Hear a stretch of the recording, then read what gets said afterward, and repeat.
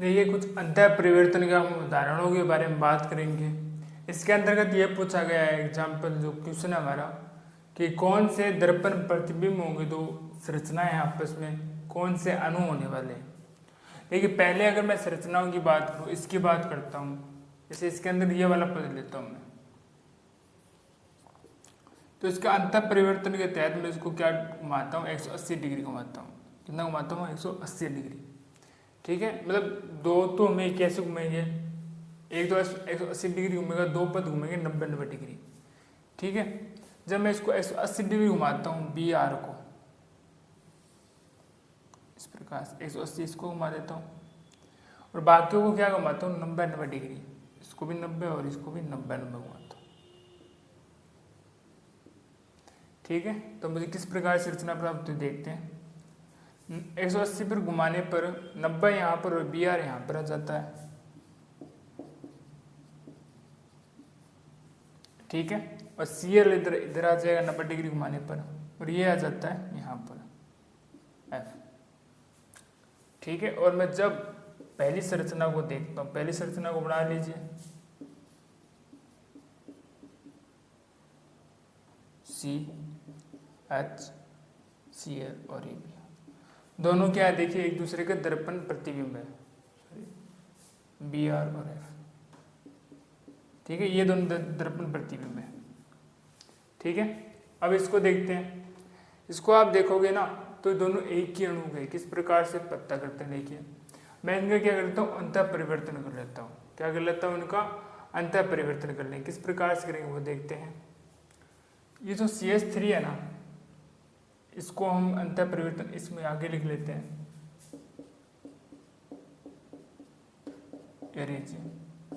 ठीक है।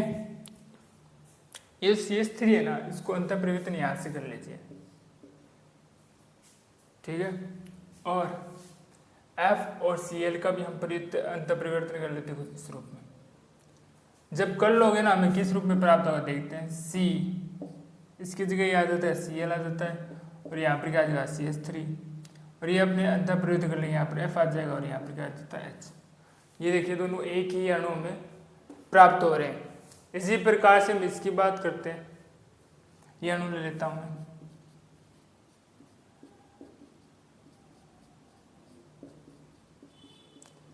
इसको अब मैं जो CO2H5 है ना उसको 180 डिग्री घुमाता हूँ। उसको क्या घुमाता हूँ मैं 180 डिग्री घुमाता हूँ इस प्रकार से।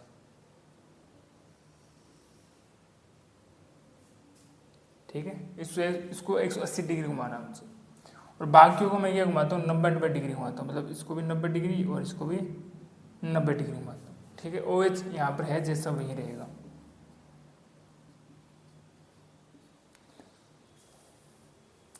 जब मैं इसको 180 डिग्री घुमाता हूँ ना तो मुझे किस रूप में प्राप्त हो देखते हैं। ये रहा, ये मुझे प्राप्त होगा C2H5। ठीक है, यहाँ पर मुझे H प्राप्त होगा और यहाँ पर मुझे क्या होगा CH3 प्राप्त होगा। ठीक है, यहाँ पर मुझे CH3 को 180 डिग्री घुमाना है यहाँ पर इस प्रकार से। ठीक है, 90-90। ठीक है, और ये किस प्रकार से होगा, ये घूम जाएगा कुछ इस प्रकार से, 90 यहाँ पर आ गया और ये 90 यहाँ पर आ जाता है। ठीक है, अब हम जो बात करने वाले बात करेंगे निरपेक्ष विन्यास की। निरपेक्ष मैंने विन्यास कहा था, जो वास्तविक विन्यास होता है उसी को हम निरपेक्ष विन्यास कहते हैं। सर्वप्रथम वैज्ञानिक हमारे पास आए थे बेंजोइट। बेंजोइट ने क्या कहा, जिस प्रकार से ग्लिसराइड के अंदर जिस प्रकार से D+ विन्यास को स्वेच्छा से क्या माना था, एक विन्यास माना था, उसी के संदर्भ में D एक इसको भी क्या माना गया, जो प्लस वाले के तो उसको भी सैद्धांतिक रूप से सही माना गया। सही मान कर क्या हुआ, उसके सापेक्ष अन्य यौगिकों का विन्यास ज्ञात किया गया, उसको हम क्या कहेंगे निरपेक्ष विन्यास कहते हैं। अब S किरणों के प्रयोग से जो निरपेक्ष विन्यास जो ज्ञात किया गया बेंजोइट के द्वारा वो था प्लस सोडियम टार्ट्रेट था। क्या था? प्लस सोडियम टार्ट्रेट था।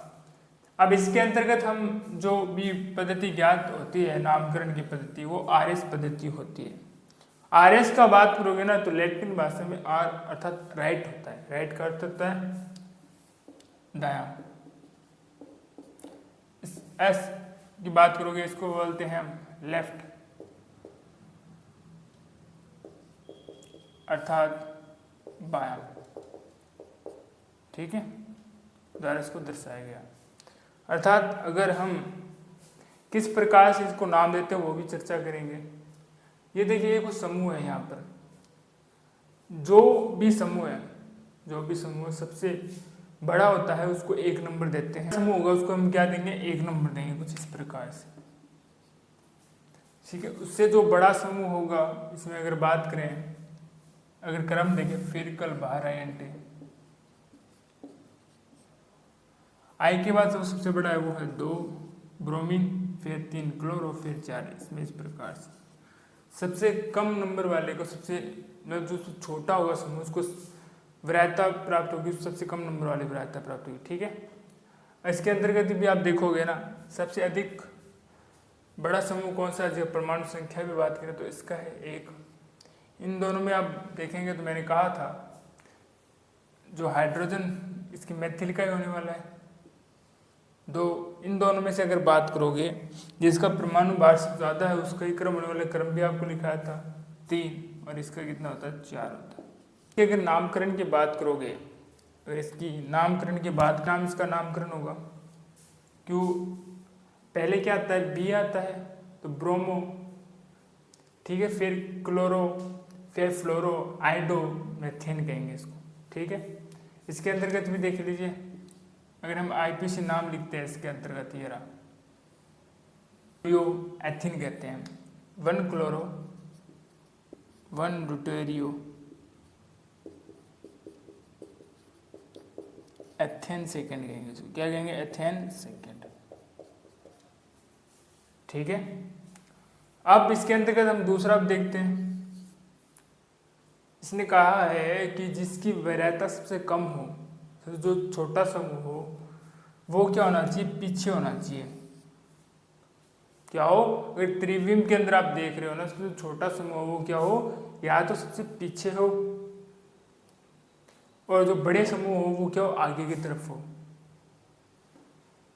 इसके अंदर देखो जो छोटा समूह वो क्या हो, इसमें आगे की तरफ हो, और सबसे बड़े समूह हो वो पीछे की, मतलब बड़े समूह आपको आगे की तरफ ही देखेंगे। 3D की ओर देखोगे ना, बड़े समूह से आगे की तरफ देखेंगे, और जो छोटा समूह होगा वो इस प्रकार से पीछे की तरफ दिखाई देगा।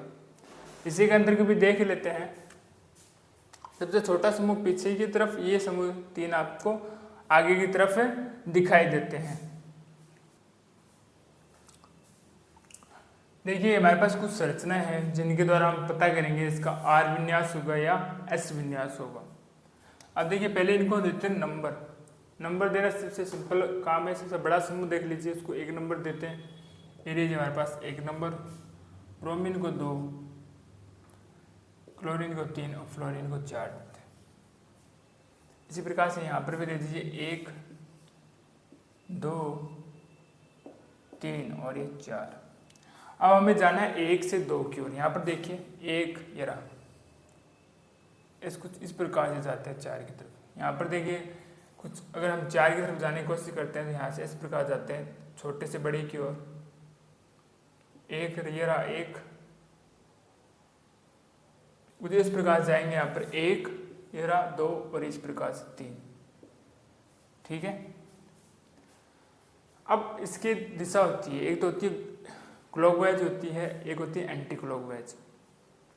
मैंने आपको प्लस के लिए या दाएं के लिए मैंने कहा था ये होती है क्लॉकवाइज होती है, घड़ी की दिशा के अंदर। ठीक है, और ये क्या होती है एंटी क्लॉकवाइज। अब देखिए घड़ी कैसे घूमती है, घड़ी कुछ इस प्रकार से घूमती है। तो इसके लिए ये R विन्यास, हम R को प्लस भी कह सकते हैं, तो R विन्यास दिखाई देता है आपको। ठीक है, देखिए इस प्रकार से होता है घड़ी को। ये होती है एंटी क्लॉक, घड़ी की विपरीत दिशा में, तो ये विन्यास में कैसा मिलेगा, S विन्यास प्राप्त होता है। इसमें भी नंबरिंग दे देते हैं। 1 नंबर ये रहा, 2 नंबर ये रहा, 3 ये रहा और 4 ये रहा। ठीक है, इनमें भी देख लीजिए 1, 2, 3, 4 इस प्रकार चलते। देखिए ये रहा, इसका विन्यास क्या है, एंटी क्लॉकवाइज ही तो है। एंटी क्लॉकवाइज है इसका विन्यास S होगा। यहाँ पर देख लीजिए, इसको देते हैं 1 2 3 और ये 4, ये कुछ इस प्रकार से होता है। तो इसका क्लॉकवाइज है तो उसका विन्यास R प्राप्त हमें होता है। अब हम देखते हैं फिशर प्रक्षेपण सूत्र की सहायता से कुछ लिखा हुआ है, तो ये सबसे छोटा समूह होगा, क्या होगा, सबसे जो छोटा समूह होगा ना उसको देंगे नीचे की तरफ लिख देंगे उसको, जैसे ये इस प्रकार से सबसे छोटे समूह को हम नीचे की तरफ लिख देंगे 4 नंबर को। फिर हम अंकों को लिखते हैं, जैसे 1 2 3, इसमें भी नीचे लिख दिया हमने। अगर हमें दिया गया 1 2 3, सॉरी यहाँ से शुरू करते हैं 1 2 3, ठीक है। अगर ऐसे लिखा गया है तो हम देखिए इसको, ये क्या आ रहा है हमारे पास, एंटी क्लॉकवाइज, इसको हम S कहेंगे।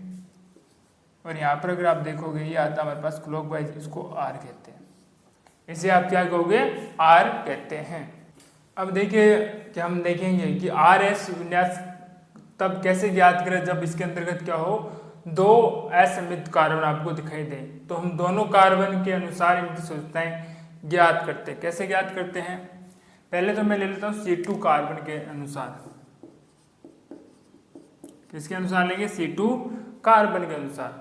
जब हम C2 कार्बन के अनुसार लेंगे तो ये अलग समूह है, ये जो चौथा समूह है ना वो एक हो जाएगा इस कार्बन के तहत। किस प्रकार से लिखते हैं, बाकी को इस प्रकार से लिख दीजिए CH3 OH और यहाँ पर H। नीचे क्या आ जाता है, नीचे आ जाता है CH, ये साथ में आ जाएगा CH, यहाँ आता है Cl और यहाँ पर आ जाएगा CH3, ठीक है। वापस को क्या कीजिए, अंतर परिवर्तन कर लीजिए इस प्रकार से।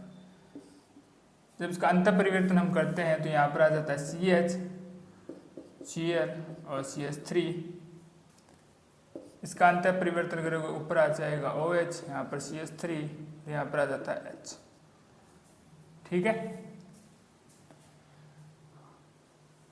अब हम देखते हैं दूसरे कार्बन के अनुसार देख लेते हैं। जब इस कार्बन के अनुसार देखोगे ना, ये समूह तो एक साथ और ये अलग समूह हो जाएगा। किस रूप में देखते हैं, ये होगा CH OH CH3, ये हो जाता है Cl और H और ये रहा CH3। ये आपस में अंतर परिवर्तन, ये आपस में अंतर परिवर्तन हो जाएंगे।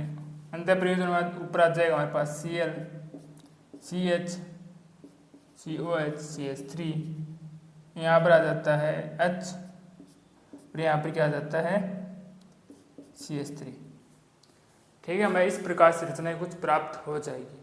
नामकरण क्या होगा सभी के लिए, ये हम दूसरे कार्बन के लिए रचना ज्ञात की है, इसको नंबर दे देते हैं। नंबर किस प्रकार से देंगे उनकी बात करेंगे। अगर बात करें इनको नंबर देने की बात करें तो सबसे बड़ा समूह इसके अंदर कौन सा दिखाई दे रहा है आपको, ये वाला। तो एक ये रहा। 2 नंबर किस समूह को देंगे आप, 2 नंबर समूह में देंगे इसको, होगा। फिर सबसे बड़ा समूह ये होगा। फिर अगर बात करें सबसे बड़ा समूह ये होगा, फिर कौन सा आने वाला है, ये होने वाला है, ठीक है। इसके अंतर्गत ये बात की सबसे बड़ा समूह ये होगा, फिर ये होने वाला है, फिर ये बड़ा समूह होगा, फिर ये। इनके RVS देख लेते हैं। देखिए 1 से 2 ये रहा,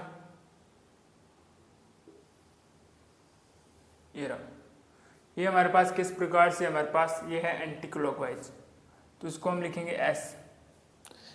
इसको देखिए ये हमारे पास किस प्रकार से आएगा क्लॉकवाइज, तो ये हमारे पास क्या है R है, क्योंकि हमें किस पर मिला था ये 2S, इसको लिखेंगे 2S। यहाँ पर देखिए एक कहाँ पर मिल रहा है हमें 3R सॉरी, ठीक है। 2 क्लोरो, अगर इसमें नाम भी दें इनको तो क्या आ जाएगा 2 क्लोरो ब्यूटेनॉल, 2 क्लोरो।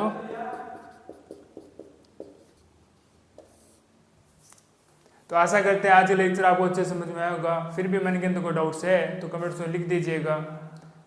और इसके साथ ही हमारी जो यूनिट नंबर 2 है वो अच्छे से कवर हो चुकी है। आने वाले लेक्चर के अंदर हम यूनिट नंबर 3 जो ज्यामितीय संभाव्यता है, त्रिविम से रिलेटेड, उनके बारे में बात करने वाले हैं। लगातार रिवीजन करते रहिए, पढ़ते रहिए। मिलते हैं आपको एक और नई यूनिट और एक नए और लेक्चर में। तब तक के लिए धन्यवाद।